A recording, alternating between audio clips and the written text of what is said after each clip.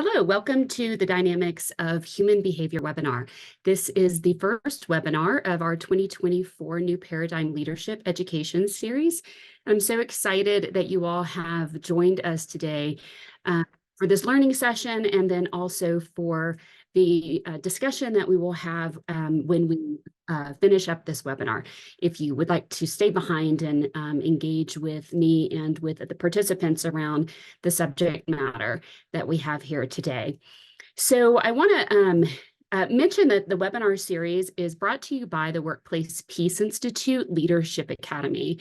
At Workplace Peace Institute, we are really singularly focused on creating workplace cultures where all people thrive.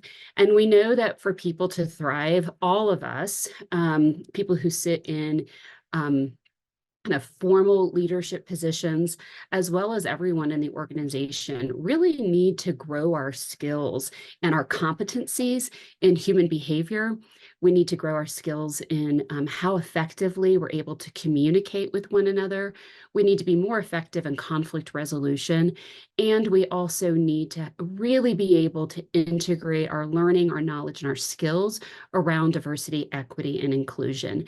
And so our Leadership Academy really prioritizes these competencies and skills.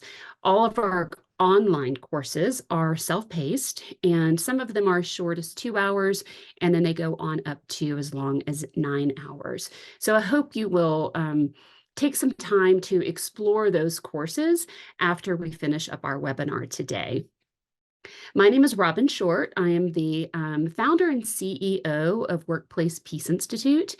I work in organization systems design, and what that means is that I'm really interested in supporting organizations in designing organizational systems where the people inside of that system are able to fully contribute, experience their authentic selves, and really thrive as it relates to what they have to contribute to the organization. In that capacity, I also work in leadership development, training, and coaching. I come to this work actually as a mediator and a peace builder. So I'm very interested in supporting organizations and individuals in navigating conflict with peace and dignity. I work as a DEIB consultant. And really, ultimately, what I am interested in as a consultant is supporting humans, individuals, and really achieving their potential in their life, and really specifically in the context of their work life. So I want to open this webinar today with why we're having this conversation, why it's so critically important that leaders are proficient in the dynamics of human behavior. And I want to start off by saying I believe very, very fully that we are all leaders. Leaders are people who have the ability to influence change. And from that perspective, all of us have a sphere of influence where we can impact change. So leadership is a position on our organizational chart, but it's so much more than that. So when I say leader, no matter where you are in your organization, I am talking specifically to you. So why are we having this conversation? The planet is in crisis. There's a whole other webinar that I could present that would really dig into how the planet is in crisis and why that is so critically important to our work life. But what I want to focus on is in the 2023 State of the Workplace report that Gallup puts out year over year, they were really exploring what can leaders do today to potentially save the world? And they found one clear answer.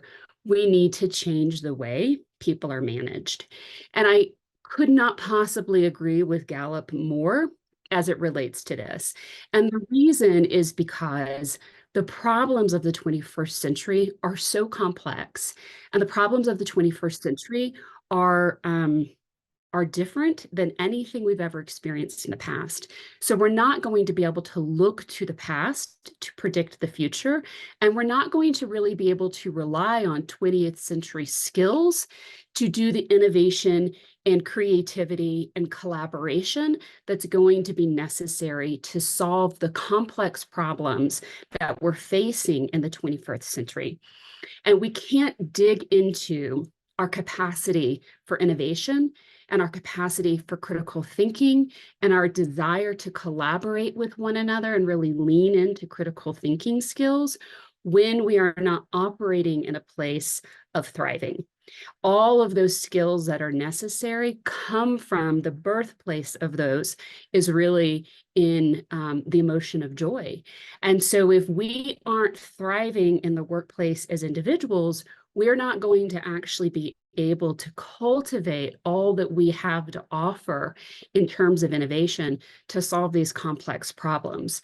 So I think Gallup has really perfected the art of making something complex simple. But I think we need to really dig into understanding why changing the way we manage people is actually critical to our survival. And I know that sounds super intense, but I do think it's actually really true. So let's talk a little bit about employee engagement. Just to level set on definition, Gallup defines employee engagement as employees who are actively involved in and enthusiastic about their work and workplace. So if I'm actively involved in and enthusiastic about my work and workplace, I am actually sourcing the emotion of joy in order to do that. So for us to be really engaged in our work, we actually have to be operating from a place of joy. Many of us haven't had the opportunity to have that experience in our work environment. And I think that's really what Gallup is getting at when they talk about how critically important it is that we change the way that we're managing people. So what are some current realities? 60% of people are emotionally detached at work. And I'm going to come back to why this emotional detachment is actually so detrimental to our ability to collaborate, be creative, lean into critical thinking. So we're going to come back to why this emotional detachment is so important, something we really need to be leaning into as it relates to how we're managing people. 19% of people are actually miserable. And if you think back to times in your own life where you have experienced that feeling of misery, you will probably agree with me that you were not sitting in the space of innovation and creativity, or collaboration for that matter. So 23% of people in the workplace are actually thriving. These are the people who are really engaged. That is an astonishingly low number.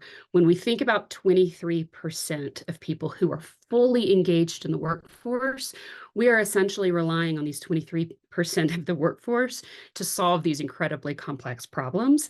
And it probably doesn't take a social scientist to understand that we're going to need a lot more engagement to address some of the complex problems that that our generation and generations coming up behind us are going to be facing. 59% of people are quiet quitting. So these folks are not engaged. They're showing up, they're getting their work done, they're watching the clock, and they're not giving one kind of like inch more than they absolutely have to. Now, quiet quitting is a way of actually reclaiming dignity. If I'm not experiencing dignity in my work life, I am going to hold back. I'm going to resist as a way of actually protecting myself. So I don't want to um, dishonor, talk badly about folks who are quiet quitting. Quiet quitting is a way of actually self-protecting. So what we see, if we're seeing 59% of the workforce is quiet quitting, what we're actually, another way of contextualizing that is 59% of the workforce are being treated in such a way that they have to prioritize their own protection. So we're not going to see a lot of creativity, collaboration, critical thinking, and innovation coming from a self-protective stance. 18% are loud quitting. So these are the folks that are actively disengaged, and people who are actively disengaged are consciously or unconsciously bringing people with them. So that saying that misery loves company, those 18% of people who are loud quitting are spreading the message around that. And so you can see how detrimental, obviously, that is to organizations.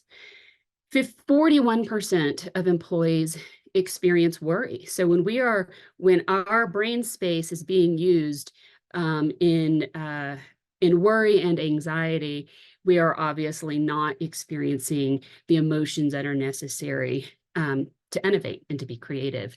And 50% of people experience daily stress. 18% are angry, and an astonishing 22% experience daily sadness. And that daily sadness, whenever I see that statistic, I actually feel it in my body. Like it is just such a sad state that this is what we are witnessing and experiencing in our workplaces. So in short, we are failing to thrive in the workplace, and this results in a devastating loss of human potential.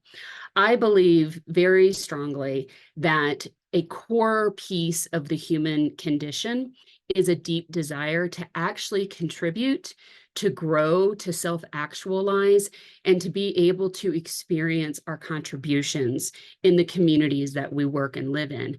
And so when we're not thriving and we're not able to experience our potential, we're actually not able to experience the fullness of what it means to be human and to be in relationship with one another. And so this is something that I think Gallup just really hit it very pointedly when they said that in order to really save the planet, we're going to have to manage ourselves differently. This is what they're talking about, and I agree very strongly with them. So with that context and why it's so important that we're having this conversation, I want to dive into just the foundations of human behavior. We need to really understand how to be in right relationship with one another so that we can create workspaces where we're capable of thriving. Something that I find fascinating about the human condition is that we are hardwired. We have these visceral and physiological responses to experiences of not being in right relationship with each other. But we don't, so there's like some instinct that goes into, I didn't like the way that person treated me and my body is responding in a certain way. What humans don't have is instinct in how to be in right relationship with one another. And I just find that a fascinating aspect of the human condition. We know when something's not right, but we're not really hardwired to know how to do it right. So that's why this information, I believe, is so critically important. So there's this quote from Marianne Williamson, who was a spiritual teacher. She says, "Love is what we are born with. Fear is what we learn." And I think maybe on a spiritual plane, that is true. And I think that this is something that most of us really resonate with from just a messaging perspective. We like this idea that we are inherently loving people, loving creatures, but we come into this fierce world that's unloving and we learn fear. I think we like that idea, and I think it's a beautiful quote. And it's not surprising to me that this is a quote that if you just Google Marianne Williamson quotes, this is going to come up. The problem is, from a brain science perspective, it's actually not true. Fear is what we're born with, and love is what we grow into. So we are creatures who are fiercely alert to an environment that could violate our safety. So fear is really what we're born with. And if you're hearing this for the first time, that might feel really disappointing. But I hope that by understanding that, it will begin to help you understand kind of why humans do the things that we do. So fear is a potentially life-saving, high alert, physiological state, a physiological state of being that's present in response to an actual threat or a perceived threat. And I say that because our brain doesn't always perceive things accurately. And we'll talk a little bit about why that is. So fear is a chemical reaction that happens to us in our bodies and in perception to a threat. And fear shows up as a way of keeping our physical body safe. So the whole purpose of fear is actually to keep our body safe. We're going to talk a little bit more about that in a minute. Love, from a neuroscience perspective, is, and this definition comes from the work of Barbara Fredrickson in her book, in her book Love 2.0. So I'm going to give you this definition, and then we're going to dive into it a little bit more later in this webinar. But love is also a chemical reaction. Love is the momentary upwelling of three tightly woven events. First, it's the sharing of one or more positive emotions. So I do something behaviorally that produces a positive emotion in another person. The second is a synchrony between you and the other person's biochemistry. So that syncing of biochemistry, if you think about if I yawn and you yawn, that's biochemical syncing. And then the third is a reflective motive to invest in each other's well-being that brings mutual care.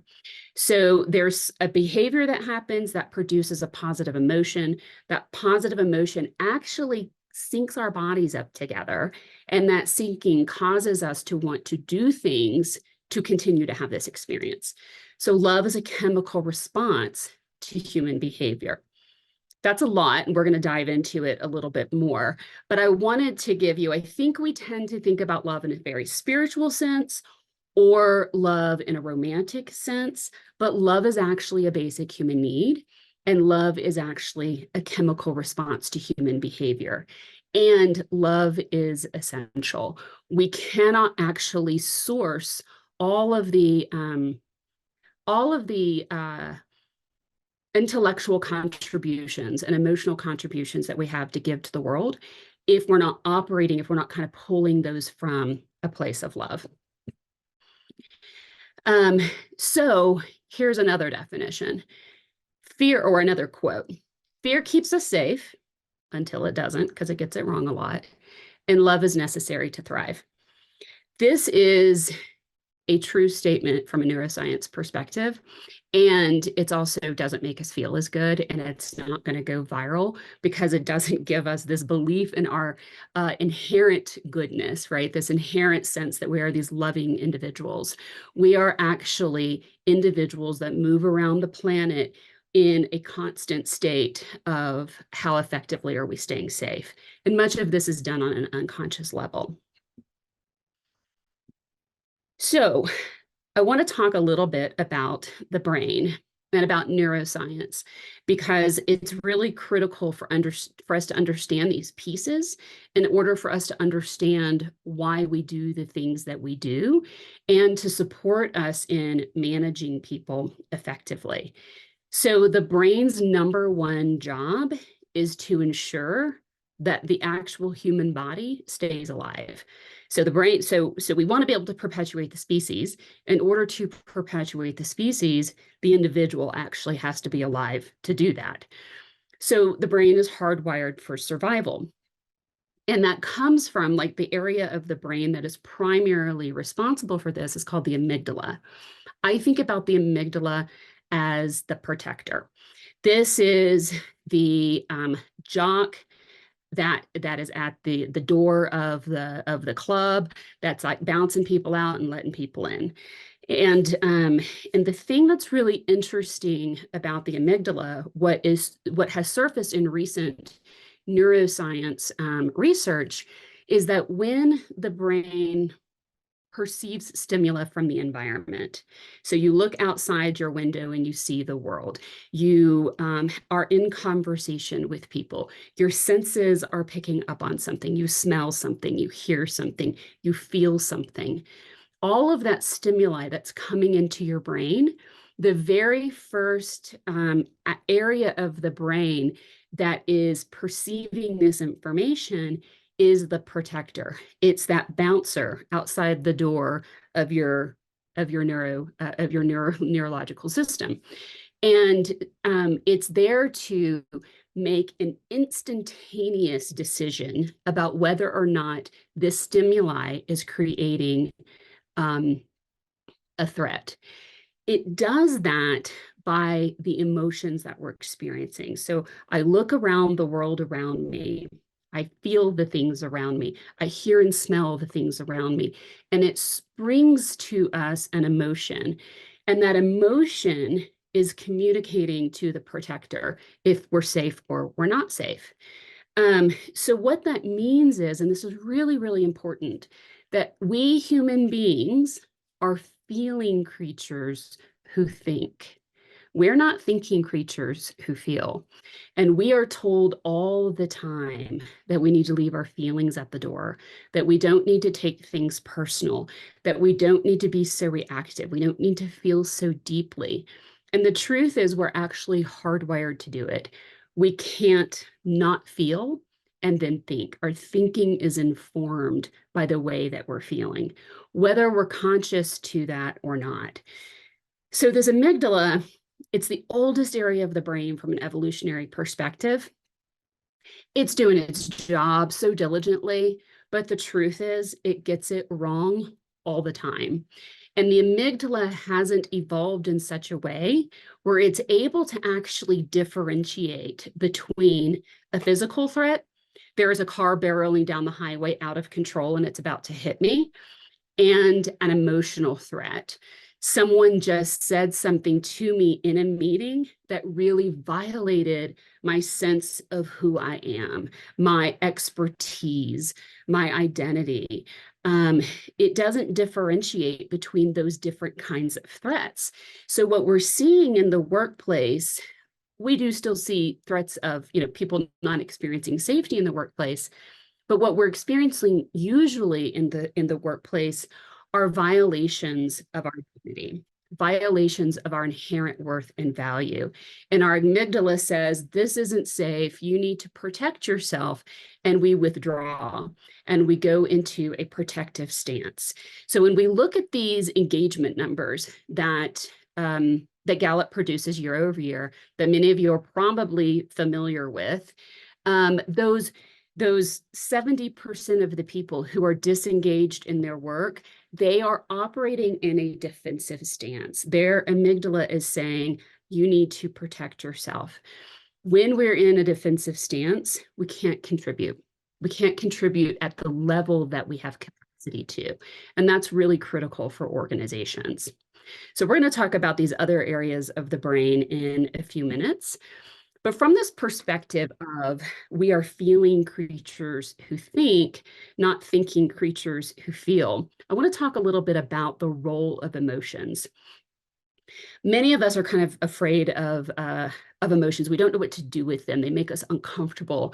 And the way that we are in relationship with emotions has everything to do with how our families of origins navigated emotions.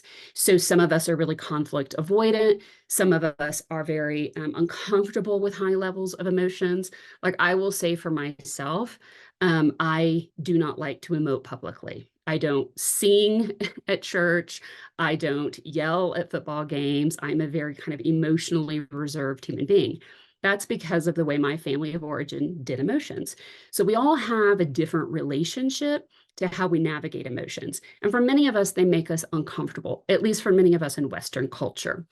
What I want you to understand about emotions is that while you can suppress the expression of them, you cannot suppress their existence. They are physiological and they can be objectively measured by blood flow, by brain activity, by facial micro expressions, and by body language. So we all have a core set of emotions, and those emotions are like a compass. They are pointing your amygdala to, is this safe? Is this not safe? They're serving a purpose for your brain to support you in actually staying alive. So you can't get rid of them. They're never going away. They're part of how your body operates.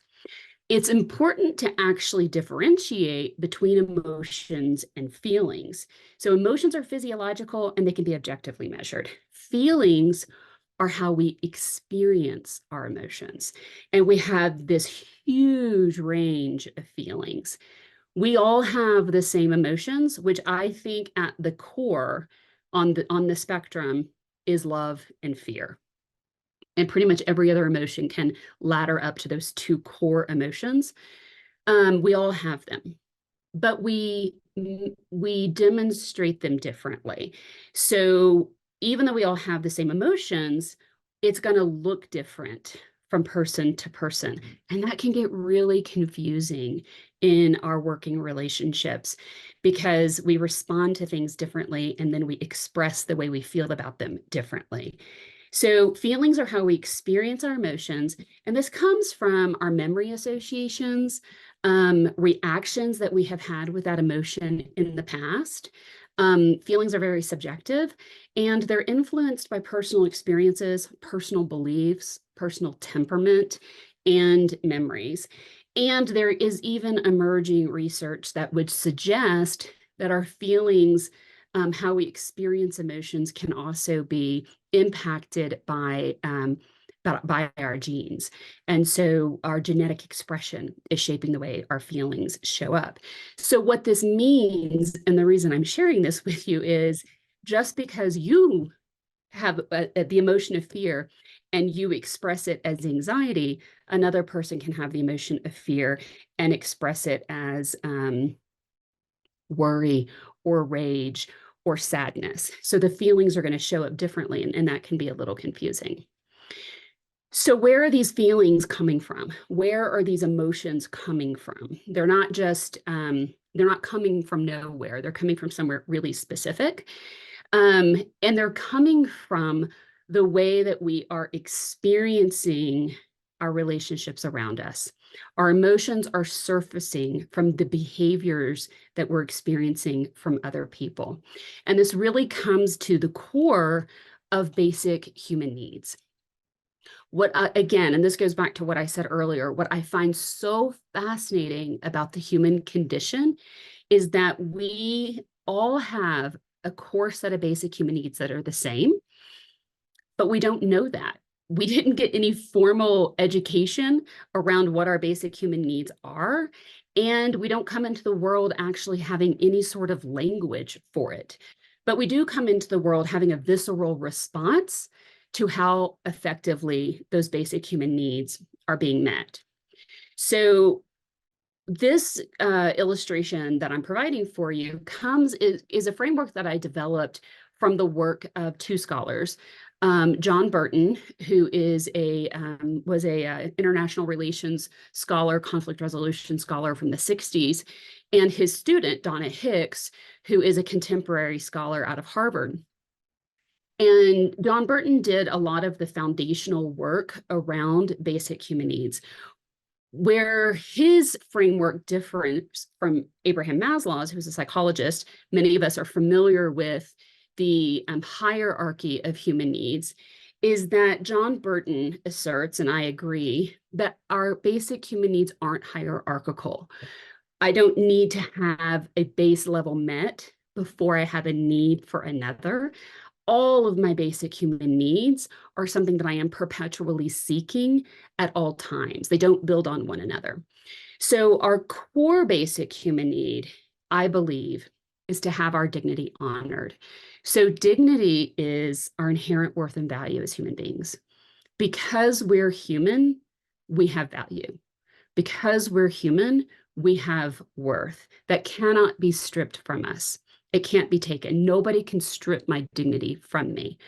What they can do is violate my dignity. And we experience the violation of our inherent worth and value in the workplace all the time. And our amygdala starts screaming that you're not safe. Our heart starts pounding. And we began to withdraw. And that withdrawal is this attempt to reclaim the experience of our inherent worth and value. So what Donna Hicks did was really identified some essential elements of dignity so that we had language and could recognize behavior associated with how we experience our inherent worth and value. And the first of those is also a basic human need that John Burton had identified, and that is identity, to have our identity honored. What's interesting about the way that we experience identity is that you cannot just look at a person and make assumptions about their identity, right? You can look at me and you can see a white woman, you can see a woman with blonde hair. If I talk to you much about my life, you can extract some information about who I am based off of my bio that I presented to you at the beginning of this webinar. You go, okay, I have some ideas, but you don't really understand what's important to me about my identity unless you actually invest the time to get to know me. So you need to really lean into relationship with people in order to honor their identity. Because if you just make assumptions about it from their outward appearance, you're probably going to get it wrong pretty often. And this attempt to honor their identity will ultimately end up violating their identity. So it's complex. We also have a dignity need to experience inclusion in all aspects of our life, in every community that we're in. We need acknowledgement and recognition. And when we contextualize that from a workplace perspective, acknowledgement is, I can see the thing you did. I can really see specifically the contribution that you made and name that. And then in naming it, I'm going to offer some recognition in the form of feedback. And that feedback supports me in my development. So recognition could be, I see the thing you did, and I'm going to name really specifically all the ways that that contribution added value to our workplace community. Or I see the thing you did, and I'm going to offer you some feedback on how you could improve there. And in offering that feedback of improvement, I'm communicating the underlying message is, I honor your dignity enough to help you grow and develop.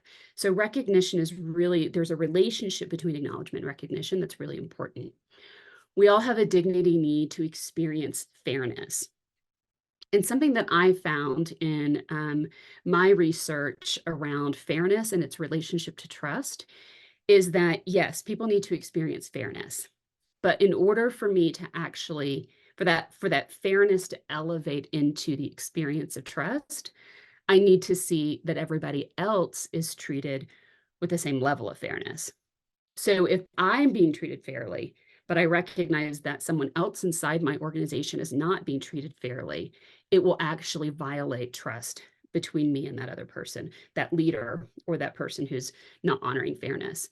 So we have this deep inherent need for fairness. We all need to have the benefit of a doubt extended to us. And what I think is funny about that benefit of the doubt piece is, man, do we know when we didn't get the benefit of the doubt? And yet most of us, not all of us, most of us just aren't that good at extending it.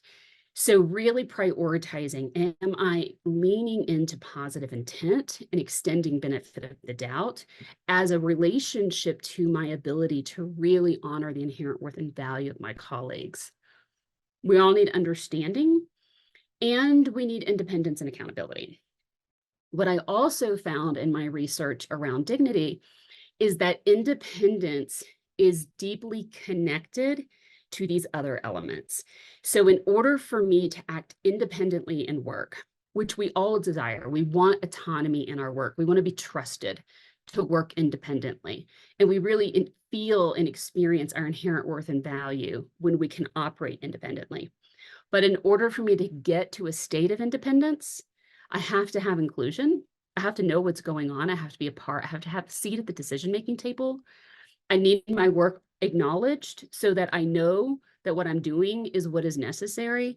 I need recognition in the form of feedback so that I know how to improve and do it better. I need fairness and benefit of the doubt. So all of these things are contingent on me being able to act independently. I can't just go in and act independently without the feedback loop associated with these other essential elements of dignity. And then when all of that is in place, we have a dignity need for accountability. We need to take responsibility for our actions. What I have found when I work with organizations who are kind of screaming about accountability, either constantly saying people aren't being accountable or even going so far as having accountability as a core value, it is a number one red flag that this is not a psychologically safe environment where people experience their dignity. If people experience their inherent worth and value consistently in the workplace, accountability is the natural outcome. So you will have accountability when you've cultivated a workplace where people are included, acknowledged, recognized, and extended the benefit of the doubt and are capable of working independently. So our most core basic human need is this dignity need. We also have these other basic human needs. We have a basic human need for love. We're going to talk more about that as I promised you at the beginning of this webinar. We need to feel good about ourselves. We need to be able to be fulfilled in our work. We need to experience justice. And from a work perspective, I think about justice as we all have access to the resources necessary to achieve our potential. So justice exists when I have access to the things I need to achieve my potential in the workplace.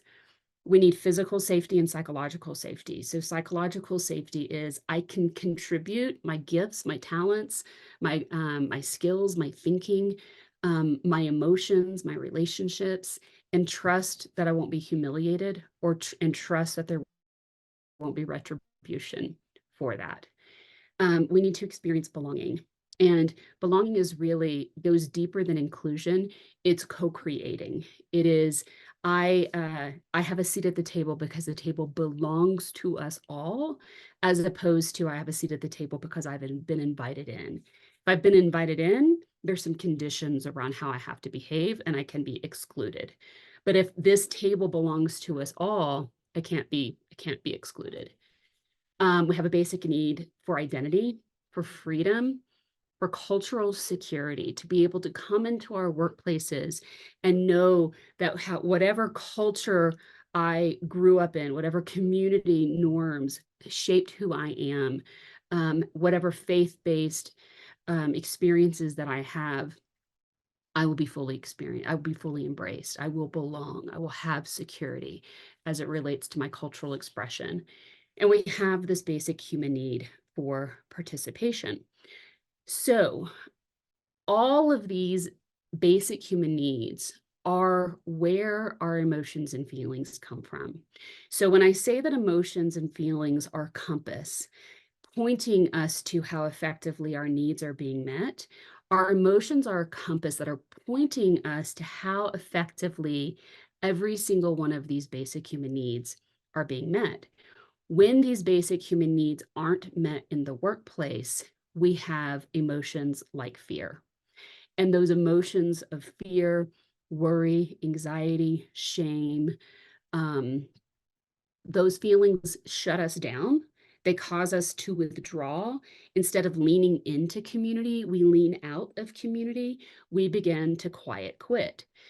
So when we look at this almost 60% of the workforce that is quiet quitting, this is 60% of the workforce that is protecting itself because these basic human needs aren't being met. So if we want to solve these complex problems that are surfacing in the 21st century, we need to really look inward and think, how effectively am I prioritizing every single one of these needs in relationship to my colleagues, my coworkers, and the people that I lead and manage, and my clients? Because when we experience these basic human needs, we experience emotions like joy and love, which is the birthplace of creativity, the birthplace of collaboration, critical thinking. So when we're not able to actualize our basic human needs in the workplace, we fail to thrive, and consequently, we tend to get ourselves into a whole lot of conflict.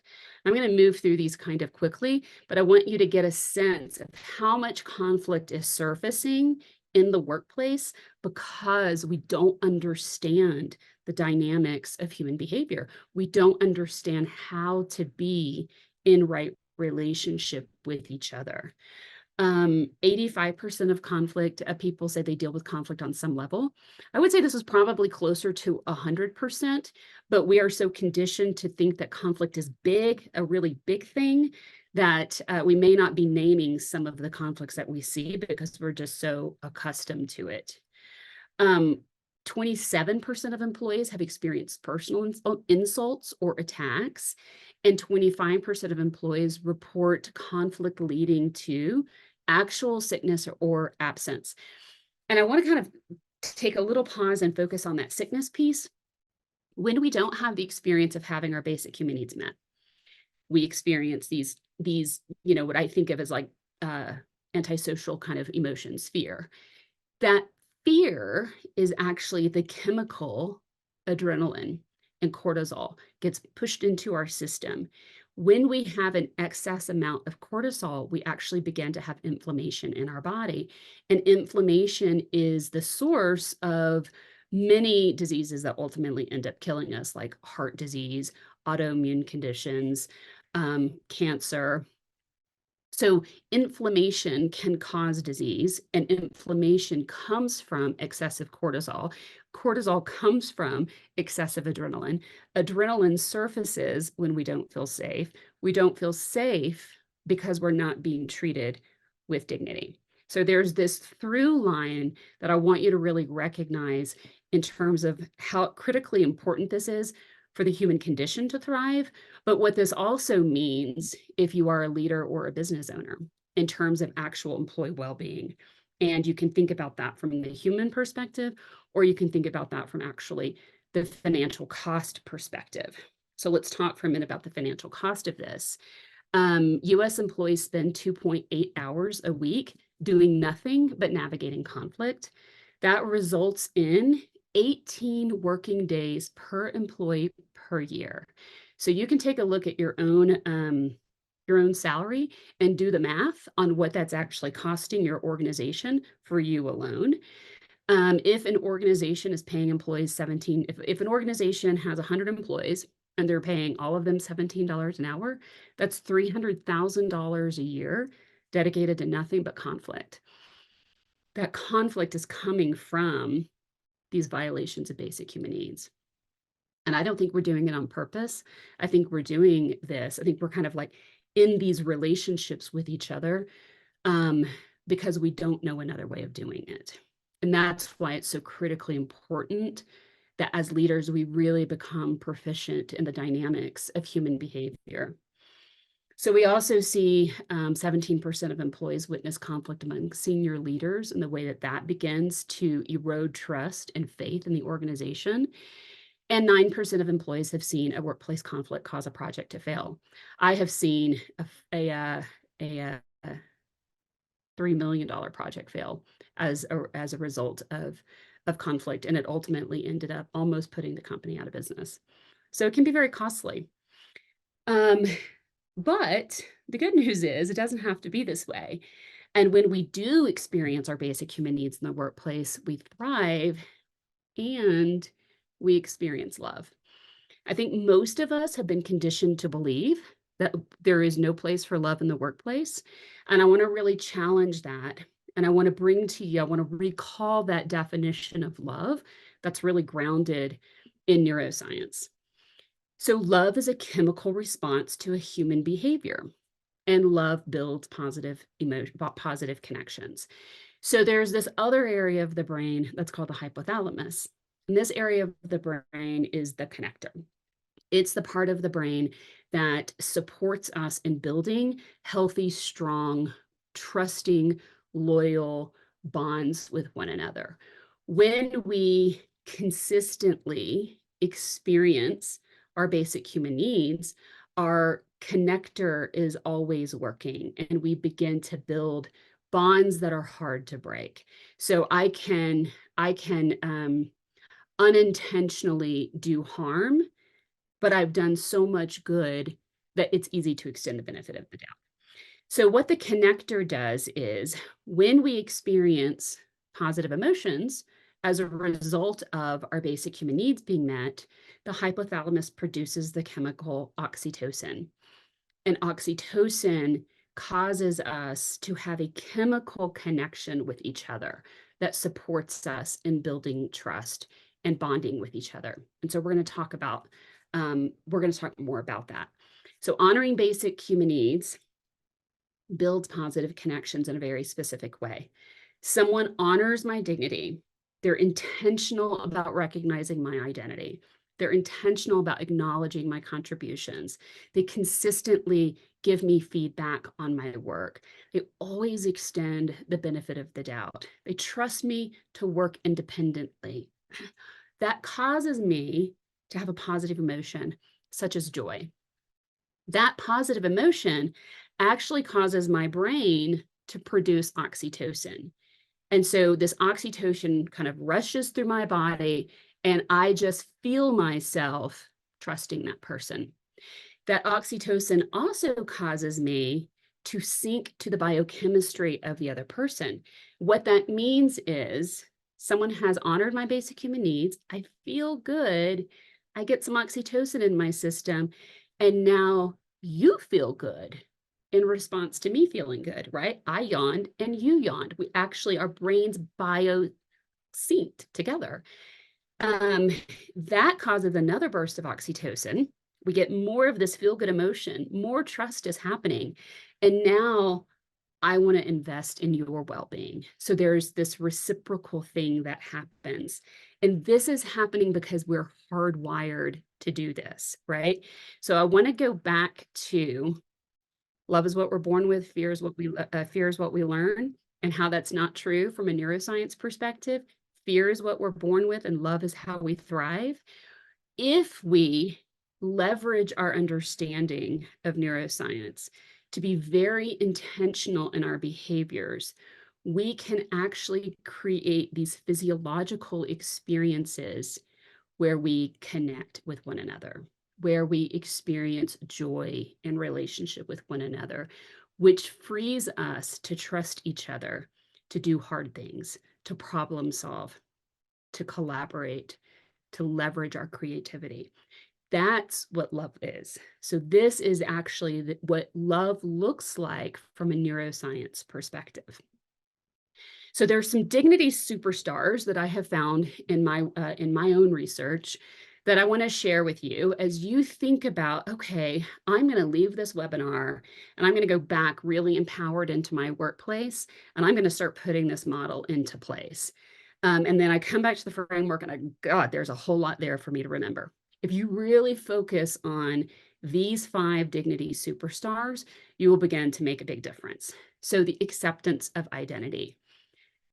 This is really truly getting to know a person, creating a space that's psychologically safe for them to show up in the fullness of who they are, and embracing all of that, right? Experiencing psychological safety. I can show up with the fullness of who I am, and I won't be worried about being humiliated or there being any form of retribution. Acknowledging people's contributions and offering that feedback loop, always ensuring that you're acting with impartiality in your relationships, that all people are being treated along the same rules of conduct, and extending the benefit of doubt to people. So if you really just kind of focus on these 5 core dignity superstars as your kind of starter kit, you will begin to make a big difference in your workplace. So I want to come back to this model and dig in a little bit deeper. This model, this framework for what love looks like in action. So we've talked about, I'm going to be very intentional and focusing on these 5 dignity superstars in my behavior. When I have this behavior showing up in the workplace, really specifically in relationship with my colleagues, that is going to produce positive emotions. That positive emotion is going to produce that oxytocin chemical, and that oxytocin chemical is going to cause you to biosync. So I want to dig in a little bit more on this biosyncing so you really get it. Information is transferred in our brain through these things called neurons. They carry information and then they connect. It's called firing. When they fire together, this neurotransmitters come out, and we go, information is getting transferred. When that happens a lot, they connect. So in the neuroscience community, we say neurons that fire together wire together. So the more a person experiences this behavior, it will begin to connect. And that connecting piece is ultimately where the trust is, that they can begin to assume you are a safe, trustworthy person. Mirror neurons are neurons that are carrying information, not because I have like received it, but because I have observed it. So I see you experience joy and it causes joy in me. You can think about this, the times that you have been around people experiencing grief and you experience grief. Those are mirror neurons. That is your body actually biosyncing. We cannot biosync when we are in a defensive posture. I cannot biosync with my colleagues and quiet quit at the same time. Those two things don't operate together. And we want to have this biosyncing because it's the birthplace of trust and it's where positive connections come from. And we know we're going to need a whole lot of this to solve these complex problems of the 21st century. So honoring basic human needs produces oxytocin and causes us to biosync. There are really specific things that you can do to increase this oxytocin biosyncing experience. One is that proximity matters. Actually being physically close, like having meetings in person, having meetings with the camera on so I can actually see you is helpful. Give people your full attention. We actually produce oxytocin when we make eye contact with people. So look people in the eye in a friendly and welcoming way. Give thank you notes, give acknowledgement. Actually, handwriting thank you notes is more effective than typing them out or texting them because we leverage a more emotive area of the brain when we do tactile information. Share a meal with someone at work and actually spend time building community instead of working through lunch. Meditation is another thing that can actually cultivate oxytocin, very specifically a type of meditation called loving kindness. So I would encourage you to really dig into loving kindness meditation and using affirming words. There is also an oxytocin life hack, which is photos of babies and puppies. If I'm going to go into a live training with someone, I usually have pictures of my dogs because I know that that's actually going to produce some oxytocin and I can get them to trust me a little bit just by having cute pictures of puppies up on the screen. So these are some things that you can do to actually cultivate some of this biosyncing. We also want to reflect in motives to invest in each other's well-being. So that this is that third piece of that framework. So we really need to focus on having high quality one-on-one meetings with people. When I ask people about whether or not they're having one-on-one meetings or if they'd be willing to have one-on-one meetings, a lot of times people don't want to invest that time. But as you can see, if we are really investing the time on the front end to build right relationship with our colleagues, we are saving ourselves a whole lot of time and money on the back end in people who are operating from a place of fear or sitting in defensive posture. So when you have your one-on-one meetings, start with emotional check-in. Ask people, how are you feeling? Really invite people to share what's going on with them in their life. You're also going to learn a lot about what's important to them, how they identify as a person in those conversations. In person is best. We know that proximity matters, and use this as an opportunity to get feedback on how you can improve as a leader. So we talked about that dignity need for recognition, that feedback piece. So when you ask people to give you feedback on your improvement, you're actually giving them an opportunity to invest in your well-being. And then you also want to cultivate trust by acting on that feedback. Team meetings are another really great way to pour into each other. So use that as an opportunity to celebrate things, celebrate accomplishments, use a shout out system, show gratitude and recognition, showcase big wins and little wins, and encourage participation. I worked with a team that had a ritual of, in their biweekly team meetings, each individual would say, here's what I contribute. So they're honoring their own dignity by ensuring acknowledgement of their contribution.